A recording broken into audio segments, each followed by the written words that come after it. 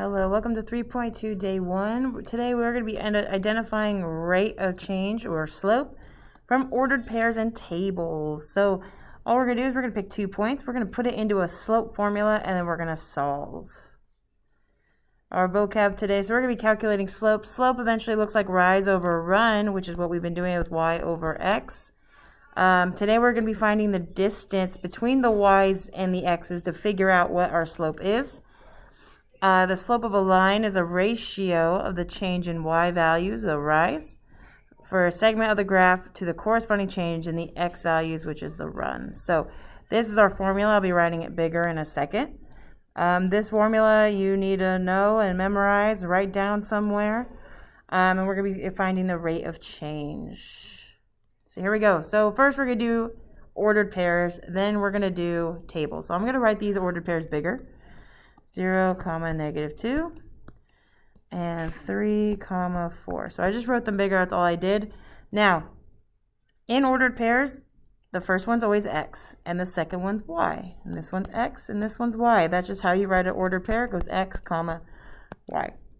Next, since this is the first ordered pair, these are going to be 1s, and this is the second ordered pair, so these are going to be 2s. It's only 1s and 2s because this one's number 1 and this one's number 2. That's it. Just because that one comes first, that one comes second. Typically, the one that comes second is usually bigger numbers. So what's going to happen is we're going to plug these into our formula, and our formula is y2 minus y1 over x2 minus x1. And the reason why the 2's go first is because typically they're bigger numbers. So we are now going to plug these in. So what do you see? What number is y2? 4, it's right here, 4. So it's going to be 4 minus y1, -2. I put parentheses to make it clean, so I know that negative belongs to the 2. Then we do x2, which is 3, minus x1, which is 0. So now I have 4 minus -2. This means we're taking away debt. So if you remember KFC, keep, flip, change. We're taking away debt, which means our numbers are getting bigger. We're getting more money, so it's going to be 6. 4 plus 2 is 6. 3 minus 0 is 3. And then we have to reduce this. What can I divide both 6 and 3 by? You got it, 3. So 6 divided by 3 is 2, and 3 divided by 3 is 1. And then lastly, we got to put this in our equation of y equals 2x or 2 over 1x. Either one works. All right, let's do another one. Okay, so I got x, and I got x, and I got y, and I got y. Which ones are the ones? The first one or the second one? The first one. So these are 1s, these are 2s. Our equation is y2 minus y1 over x2 minus x1. Please write this down. You need this, and you need to know it. Okay, y2 is what? 4 minus y1? 2, and then x2 is 6 minus x1 is 2. So it's not letting me click. So I got 4 for x or for y2. Here's my y2, and then I got y1. Here's y1, here's y1. The minus is there always because it's part of the equation or part of our formula. And then we got x2, and here's x2. And last but not least, so let's pick another light color, orange. x1, x1, x1. Sometimes the colors help people, sometimes they don't. That's okay. So we are now going to do 4 minus 2 is 2, and 6 minus 2 is 4. What can I divide both 2 and 4 by? You got it. Divide by 2. Divide by 2. 2 divided by 2 is 1.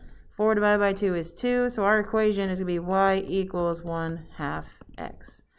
Again, the y and the x are always there. You're just changing this number next to the x. Okay, so now let's do some tables. Okay, so this table, we're going to pick, so it's the same thing that we just did, except for it just looks a little differently. So remember, this is x, this is y. Our equation is still the same, y2 minus y1 over x2 minus x1. And then I'm going to pick ordered pairs like this. So this is an ordered pair. This is an ordered pair. These are the same that we just dealt with. So these ones are x's, and these ones are y's. Since this one comes first, these are our 1's, and these ones are our 2's. And now we plug it in like we just did. So now y2 is 4 minus y1 is 1 over x2 is 12 minus x1 is 3. 4 minus 1 is 3. 12 minus 3 is 9. What can I divide both of them by? You got it, 3. 3 divided by 3 is 1. 9 divided by 3 is 3. So our final answer is going to be y equals 1/3 x. Final answer. Not bad. Let's do one more. Okay, pick the bottom two. I had kids asking me, Ms. Abbott, what do you do with the rest of the table? You don't do anything with the rest of the table. Technically, you could pick any two ordered pairs you want. I don't have to pick this one. I could pick the first one and this one. So these would be my x, y, 1's. And this is my x, y, 2's, excuse me. And you could do the same thing.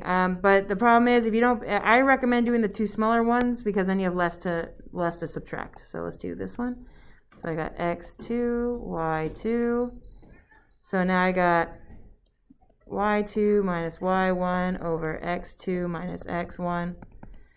Y2 is 12 minus y1 is 6. And then I have 4 for x2 minus 2. 12 minus 6 is 6. 4 minus 2 is 2. What can I divide both 6 and 2 by? You got it.